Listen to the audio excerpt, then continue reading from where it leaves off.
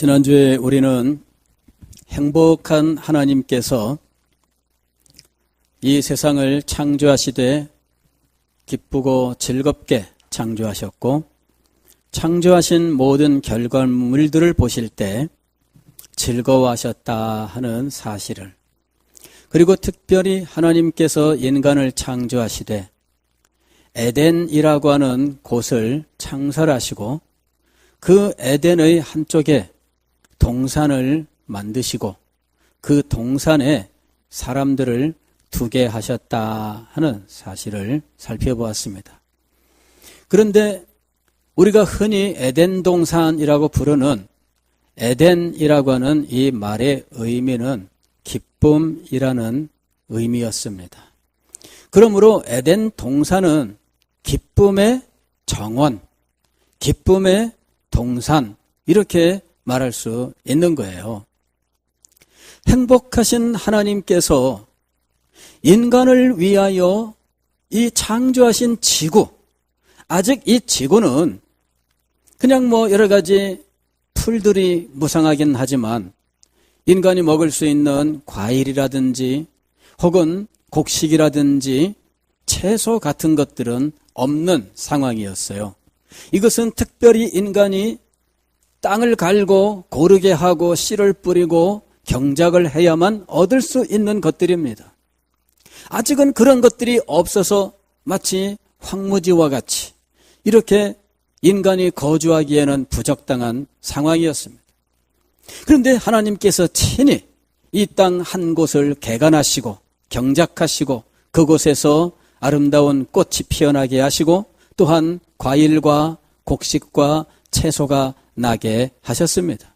그리고 그 땅 한 곳에 동산을 두시고 인간이 그곳에 거주할 수 있게 하셨습니다. 목적은 인간이 행복하신 하나님과 교제를 나누면서 하나님의 기쁨을 누리고 하나님의 참 만족을 함께 누릴 수 있게 하기 위해서였던 거죠. 에덴 동산은 다른 말로 말씀을 드리면 행복한 동산입니다. 행복한 정원, 행복의 정원, 바로 그곳에 하나님께서 창조하신 인간을 두셨습니다. 그리고 인간에게 땅을 정복하고 다스리라고 말씀하셨어요. 이 땅을 정복하고 다스리는 것은 이 지구 땅덩어리를 에덴 동산처럼 만들어라 하시는 말씀이었습니다. 하나님께서 에덴 동산을 두시고 그곳에 살게 하신 인간은 그곳을 종점으로 하는 것이 아니라 그곳을 출발점으로 하는 삶을 살아야 했던 거예요.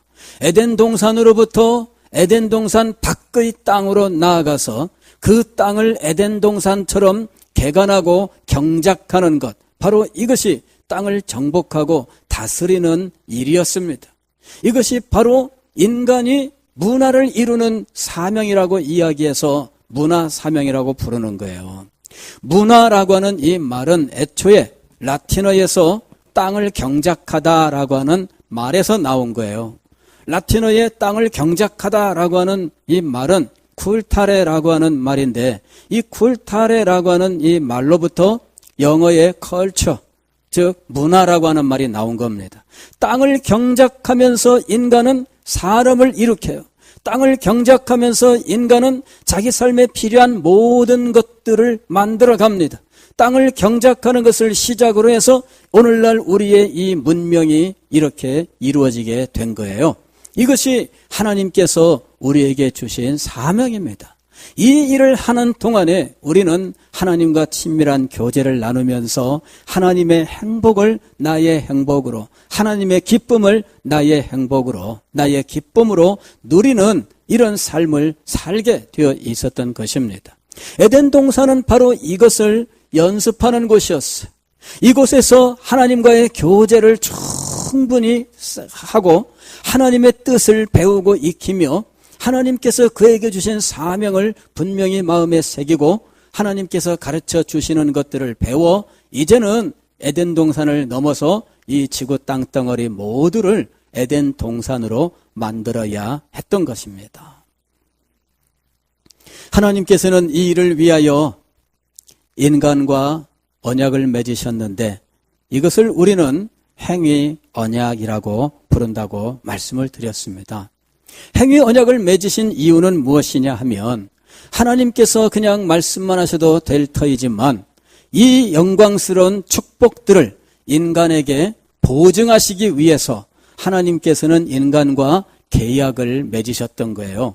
계약이라고 하는 것은 어떤 사실을 확실하게 하는 행위예요. 계약을 맺어야 말로 했던 것들이 구체적으로 성립이 돼요. 그리고 도장을 꽝 찍어야 이게 증거가 되게 돼 있습니다. 하나님께서 아담과 언약을 맺으셨어요. 너로 하여금 영원한 생명과 복락, 즉 영원한 행복의 자리에 이르게 하겠다. 이것이 하나님의 약속입니다. 다만 거기에는 조건이 있었어요. 그 조건은 내가 동산 중앙에 선악을 알게 하는 나무를 둘 터인데 그 나무의 실과는 먹지 말라 하는 것이었습니다.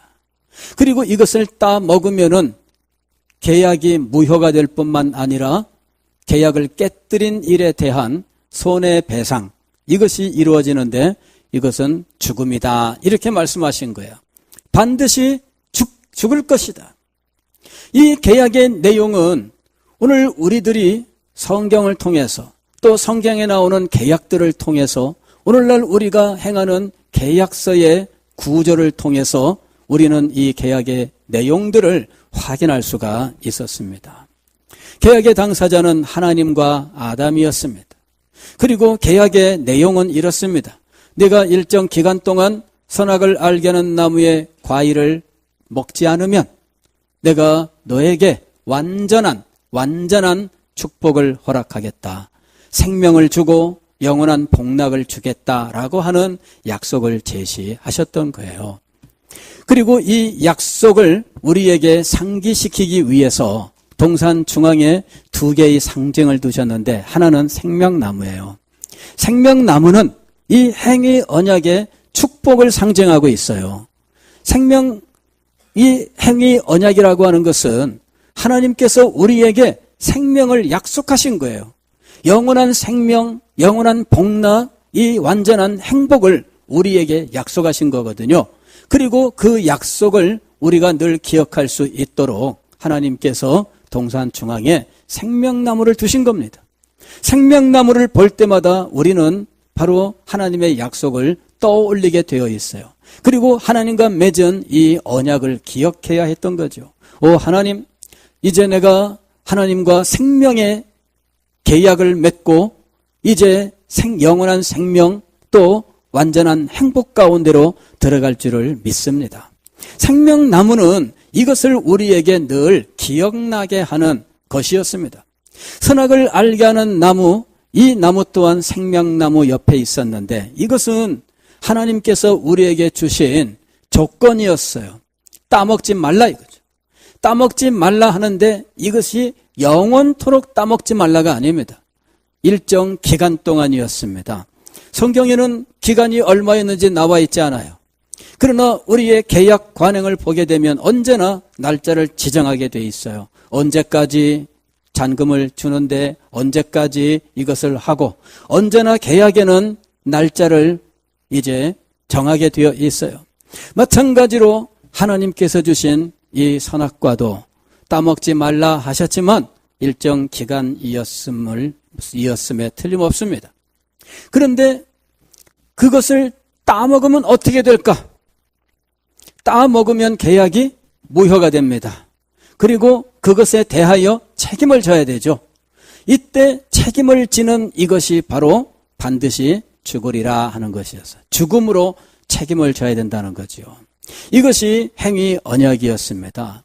어떤 사람들은 이 행위 언약에 대해서 불만을 가지는 사람들이 있어요. 왜냐하면 결과적으로는 이 행위 언약을 지키지 못해서 인간들은 죽음에 이르게 되었고 질병과 가난과 고통을 겪게 되었거든요.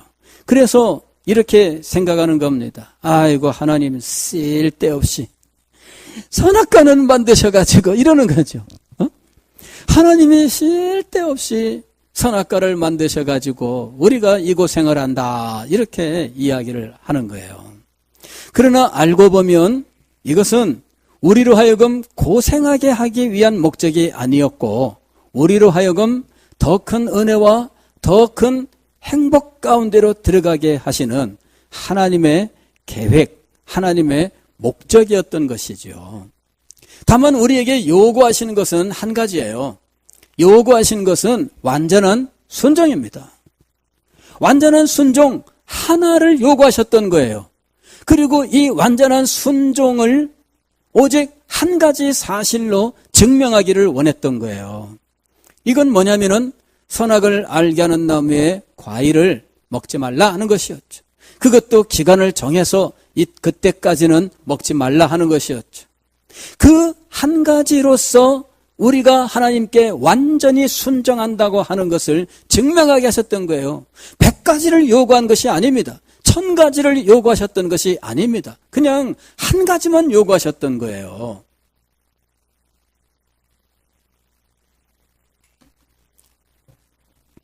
그래서 우리는 이 행위 언약을 은혜 언약이라고 불러요. 그 본질에 있어서 하나님이 축복을 위하여 언약하신 것이며 그리고 우리에게 부과하신 조건도 우리가 감당하지 못할 그런 불가능한 것을 명령하신 것이 아니었다라고 하는 것이죠. 얼마든지 우리들이 순종하고자 하면 순종할 수 있는 그런 조건을 우리에게 주셨던 거예요. 100가지 목록을 만들어서 우리에게 제시했다면 여러분 이 100가지 순종하느라고 얼마나 허리가 휘겠어요. 1000가지 계명을 가지고 요구했다면 여러분 얼마나 힘들고 어려웠겠어요. 영생과 완전한 행복을 위하여 우리가 이것을 1000개씩이나 순종하려고 한번 해보세요. 끝이 없을 거예요. 하나님께서는 오직 하나만 요구하셨던 거예요. 우리는 한 가지만 신경 쓰면 되는 거였습니다. 내가 선악을 알게 하는 나무의 과일을 먹으면 안 된다. 내가 이것을 먹지 말자. 그러면서 우리는 늘 무엇을 바라보느냐면 생명나무를 바라보는 것이었어요. 생명나무를 바라보면서 하나님이 영생을 약속하셨고 하나님이 완전한 행복을 약속하셨다. 그걸 기억하면서 이 선악을 알게 하는 나무의 과일을 따먹지 않는 이 순종의 길로 나아갔어야 하는 거예요. 그랬더라면 얼마나 좋았겠습니까? 아담이 이 시험을 이겼더라면 오늘날 우리는 어디에 있겠습니까? 그런데 그만 아담과 하와가 이 시험을 이기지 못했습니다. 이것이 오늘 우리가 읽은 성경 말씀의 내용이에요.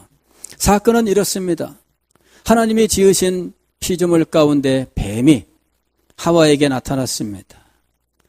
뱀은 오늘날 우리가 볼 때에는 소름이 끼치고 무섭고 이런 느낌을 주지만 그러나 이 당시에는 타락하기 이전인 거로 모든 생물체들과 친밀한 가운데 있었어요. 뱀이 하와에게 나타나니까 하와가 이쁘다 이렇게 하고 뱀에게 다가갔겠죠. 그런데 뱀이 하와에게 묻습니다. 하나님이 과연 동산에 있는 모든 나무의 실과를 먹지 말라고 하더냐 하는 것이죠. 그랬더니 하와가 대답을 합니다. 아니야. 동산의 나무 모든 과일을 다 먹을 수 있는데 선악을 알게 하는 나무의 과일은 먹지도 말고 만지지도 말라고 하셨어.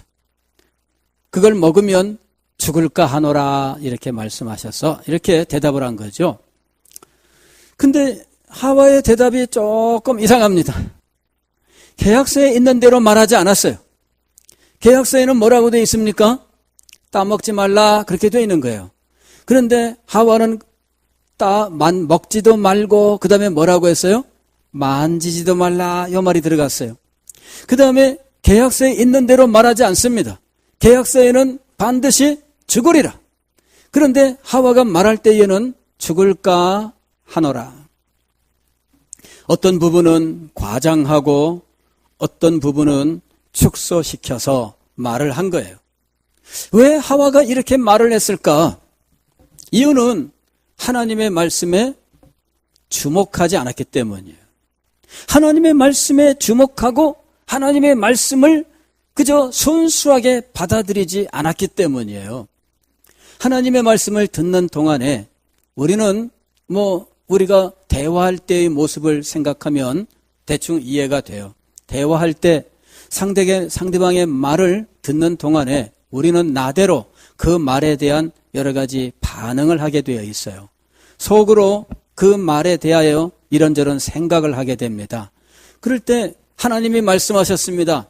먹지 말라. 그랬더니 하와가 속으로 만져서도 안 되겠네. 이리 생각한 거죠. 그리고 세월이 흐른 다음에는 다른 사람한테 먹지도 말고 만지지도 말랐대. 이렇게 말을 한 거죠. 우리가 사람들 사이에 말을 전할 때도 그래요. 누군가 말을 듣고 가서 옮길 때에는 들은 대로 말하지 않습니다. 인간은 들은 대로 말하지 않아요. 듣는 동안에 자기 마음속에 그 말에 대하여 생각했던 어떤 것이 자기 속에 있어요. 그거를 합쳐서 말합니다. 그걸 합해서 말하게 돼 있어요. 그래서 이 사람한테 처음 시작한 말이 5사람을 거쳐가면 전혀 엉뚱한 말이 되는 거예요. 이것이 지금 하와에게 일어난 거예요. 하나님께서 행위 언약, 이 계약을 말씀하셨는데 이 말씀을 듣는 동안에 하와의 마음속에 이런 생각이 들었어요. 먹지 말라.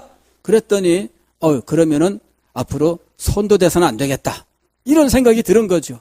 그런데 이것을 나중에는 하나님의 말씀인 것처럼 말을 하게 된 거예요. 인간들은 이렇게 자기가 어떤 말을 들을 때 자기 속에 그에 대한 반응으로 어떤 생각들이 일어나게 되는데 이 생각을 합쳐서 말하는 이 과장하는 습성을 가지고 있는 거예요. 그 다음에 죽을까 하노라 라고 하는 것은 정령 죽으리라, 반드시 죽으리라 하는 말씀을 들었을 때 하와의 마음속에 하나님께서 이 과일 하나 때문에 죽이기까지야 죽이기까지 하시면 너무하지 않을까? 하나님의 말씀을 액면 그대로 받지 않았어요. 자기 생각이 거기에 작용하는 거예요.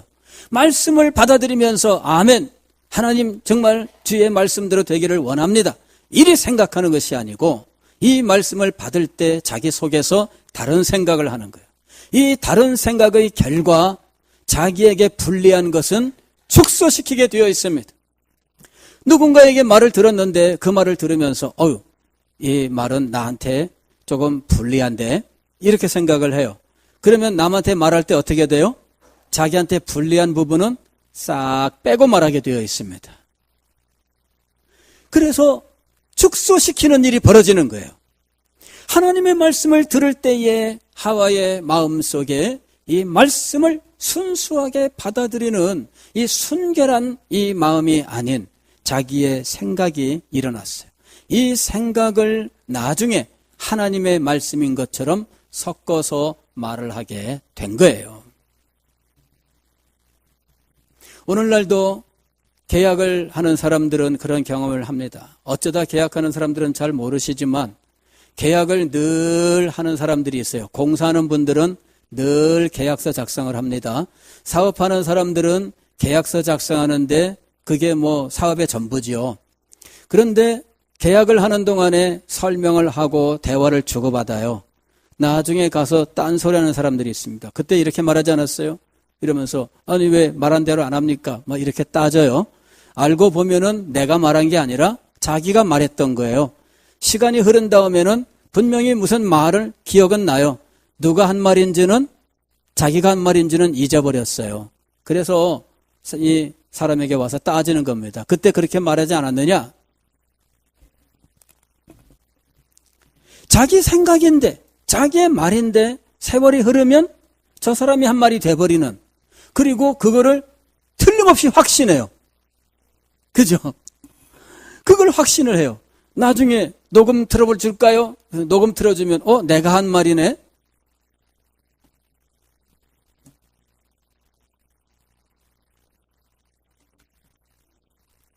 하와에게 일어난 일이 무엇입니까? 하나님의 말씀을 순수하게 듣지 않는 거예요. 오늘날도 우리들이 이런 자세를 많이 가지고 있어요. 하나님의 말씀을 들을 때 하나님의 말씀을 순수하게 받아야 됩니다. 들려온 대로 받아야 돼요. 그런데 이 말씀을 어떤 것은 그냥 흘려들어요. 어떤 것은 자기 나름대로 그냥 완화시켜요. 이래서 자기 마음속에서 하나님의 말씀이 변질되는 거예요. 이 변질된 하나님의 말씀을 붙들고 있는 거죠.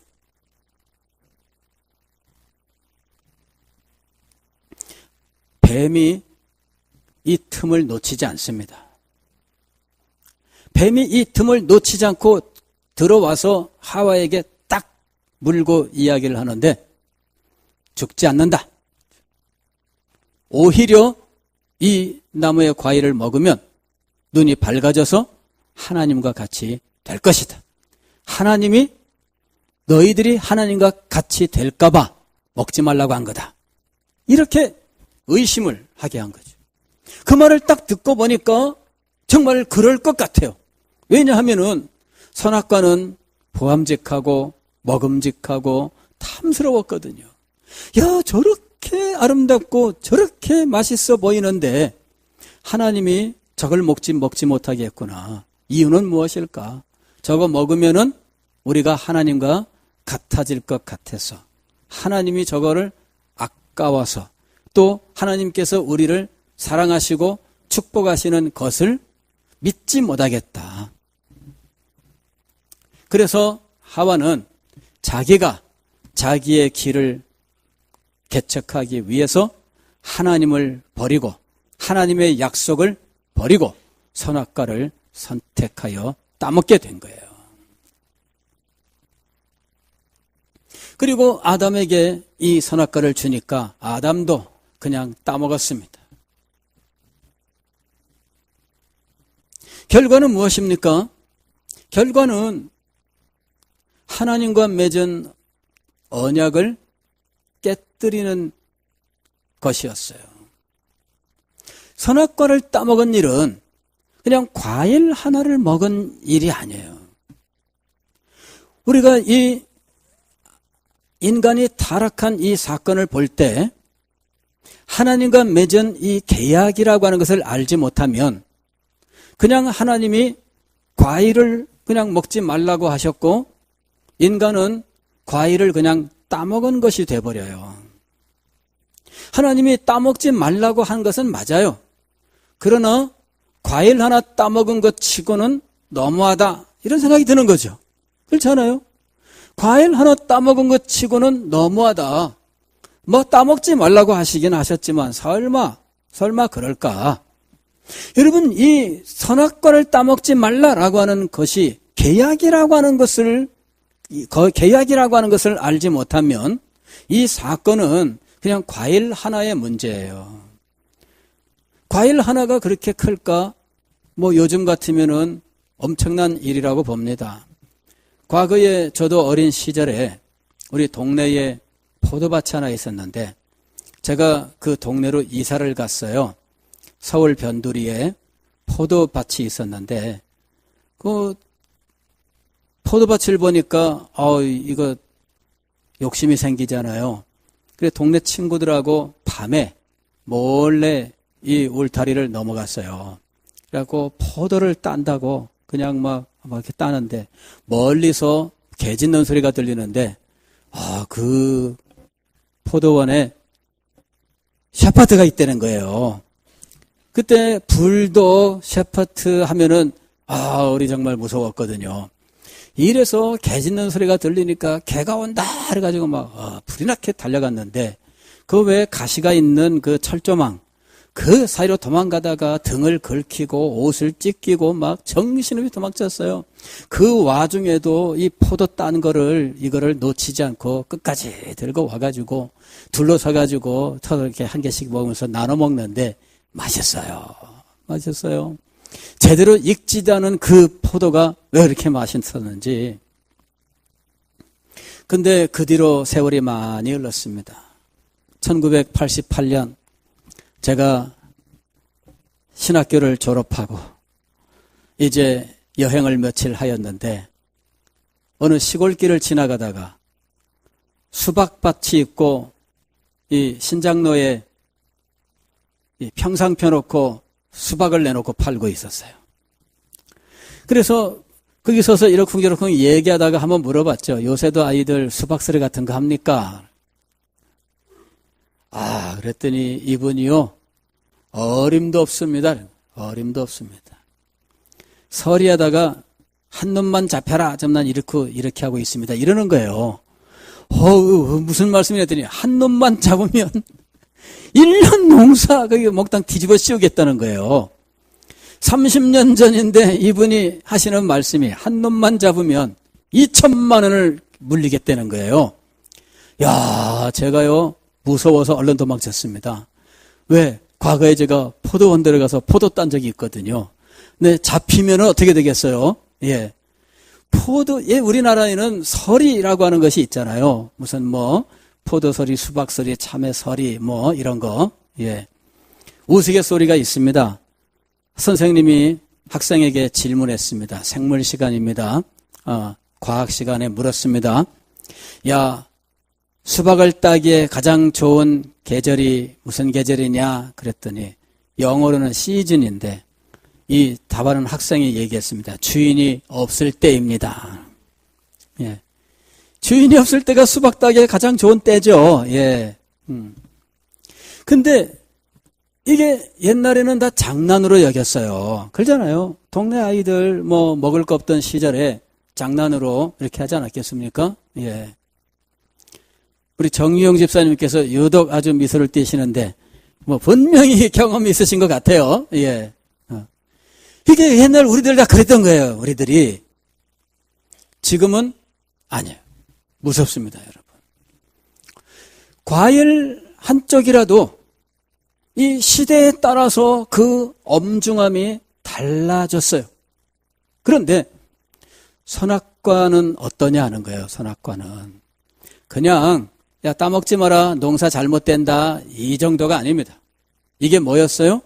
하나님과, 즉 우리를 창조하신 하나님과 피조물 사이의 계약이었어요.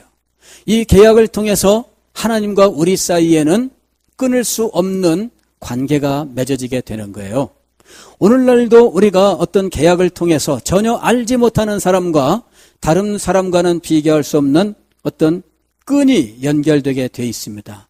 이 끈, 이것이 바로 계약이에요. 그래서 계약을 영어로 밴드라고 이야기하는데 이 밴드가 뭐냐면 끈입니다. 끈.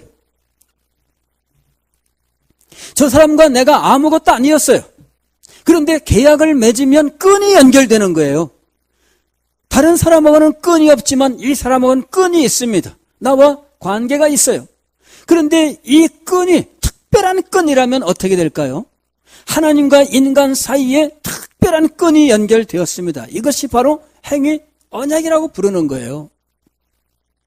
이 끈을 통해서 하나님께서는 우리에게 완전한 순종을 요구하셨고 완전한 순종을 이룬 자에게는 영원한 생명과 완전한 행복을 주시기로 약속을 하셨던 거예요.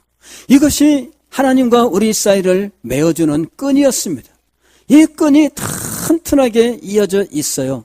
그런데 이 끈은 어떨 때 문제가 생기느냐? 계약을 깨뜨리게 되면 이 끈이 끊어지는 거예요. 계약을 깨뜨리는 거죠. 이 계약에서 하나님이 요구하신 건 뭐였습니까? 선악을 알게 하는 나무의 과일을 먹지 말라. 이것을 지키면 이 끈이 튼튼해요. 그리고 마침내 하나님께서 이 끈을 가지고 우리를 끌어올리시면 우리는 영광스러운 곳으로 올라가는 거예요. 그런데 이 끈이 어떻게 됐어요? 위에서부터 끊어져서 어떻게 됐어요? 땅바닥에 떨어졌어요. 오래전에 옥덜매라는 말이 있었습니다. 옥덜매. 옥덜매가 뭡니까? 옥상에서 떨어진 매주. 옥상에서 떨어진 매주. 옥상에서 매주가 떨어지면 어떻게 됐어요? 그나마 못생긴 매주가 산산조각이 나겠죠. 인간의 타락이 바로 그거예요. 하나님과 맺은 계약이 끈입니다. 그로 하여금 하나님께서 영생과 완전한 행복이라고 하는 것으로 그를 이제 이끌어 가시는 거예요. 그런데 이 끈이 어떻게 됐어요? 끊어졌어요. 인간이 선악과를 따먹으면서 이 끈이 끊어져서 인간이 그만 떨어졌어요. 이것이 바로 타락입니다. 그냥 과일 한 개 먹은 것이 아니라 하나님과 맺은 이 관계가 끊어진 거예요. 여러분, 하나님은 어떤 분이십니까? 우리를 창조하신 생명의 주인이셔요. 생명의 주인과 우리가 함께 하고 있다면 우리는 계속해서 생명을 공급받아요. 그런데 생명의 주인과 끊어지면 어떻게 되겠어요? 여러분, 낙동강 오리알이 될 거 아니겠습니까? 인간이 왜 죽음을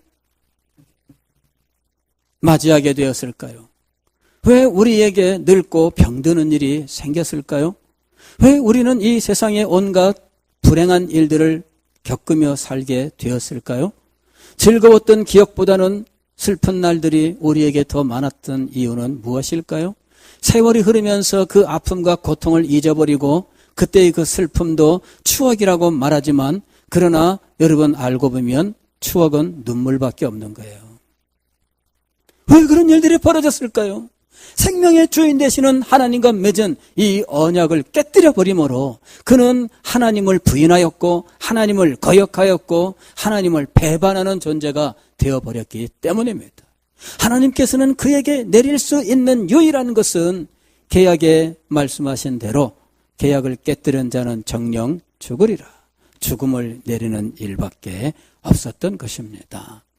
오늘 우리는 하나님께서 우리에게 한량없는 복을 주시기로 작정하시고 이것을 보증하는 도장까지 찍으셨으나 이것을 우리들이 불순종함으로 헌신짝처럼 내어 던져 이것이 이 휴지 쪼가리에 불과한 상황이 되어버리고 말았다는 사실을 분명히 기억해야 돼요. 하나님을 거역한 일, 하나님과의 언약을 깨뜨림으로 하나님을 아무렇지도 않게 여겼던 우리들의 이 잘못된 마음, 바로 이것이 오늘 우리의 불행의 원인이 된 거예요. 과거에 도산 안창호 선생이 일본 경찰들에게 수배를 받으면서 이제 이게 몸을 숨기고 있던 때에 어떤 아이와 약속을 했어요. 만나기로. 그래 약속한 날짜와 시간에 가려고 하니까 옆에 있던 사람들이 말렸습니다. 선생님, 지금 나갔다가 일본 경찰한테 붙들리면 큰일 납니다. 지금 시절이 옛날 같지 않으니까 지금은 나가지 마세요. 그랬더니 안창호 선생이 이야기합니다. 내가 어떤 소년과 약속을 했는데 이 약속을 지키러 가야 된다. 주변 사람들이 말렸습니다. 꼬맹이 하나랑 맺은 약속 뭐 이렇게 대단합니까? 그죠? 꼬맹이 하나랑 맺은 약속 뭐 그렇게 대단해요? 그런데 안창호 선생이 이렇게 말합니다. 그러기 때문에 더 지켜야 된다. 어린 아이와 한 약속이기 때문에 더 지켜야 된다. 여러분, 어떤 사람은 꼬맹이라고 그와 맺은 약속을 가볍게 여겼어요. 그러나 어떤 사람은 자라나는 이 소년이 약속을 어길 수 있다는 것을 어른에게 배워서는 안 된다 이렇게 막 생각하고 이 어린 이와 맺은 이 약속은 내가 아무리 힘들고 어렵고 내가 아무리 상황이 불리해도 반드시 지켜야 된다 해서 지키러 가기도 하는 거예요. 도산 안창호 선생이 이 약속을 지키러 갔습니다. 소년을 만나고 돌아오는 길에 일본 순사에게 붙잡혀서 감옥에 가요. 이런 일화 여러분 들어보신 적 있으시죠?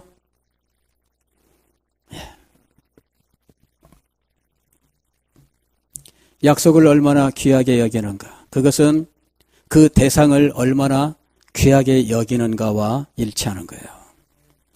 이 어린 소년을 귀하게 여기고 이 소년의 장래의 모든 일들이 이 어른과의 약속, 그 신실함에 달려있다는 것을 진지하게 생각한 이분은 이 약속을 지키러 간 거예요.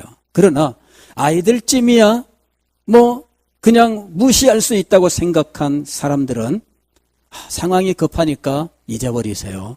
이리 말을 한 겁니다. 하나님과 맺은 이 언약, 여러분 하나님을 정말 소중하게 여겼다면, 하나님이요 나의 주인이며 나의 생명의 뿌리라고 하는 사실을 분명히 마음속에 믿고 있었다면 하나님과 맺은 그 언약을 정말 소중하게 여기고 엄중하게 이것을 지키려고 했을 것입니다. 그런데 하나님과 맺은 언약을 그냥 축소하고 혹은 과장하면서 이 하나님의 약속을 그만 변개시켜버리고 말았어요.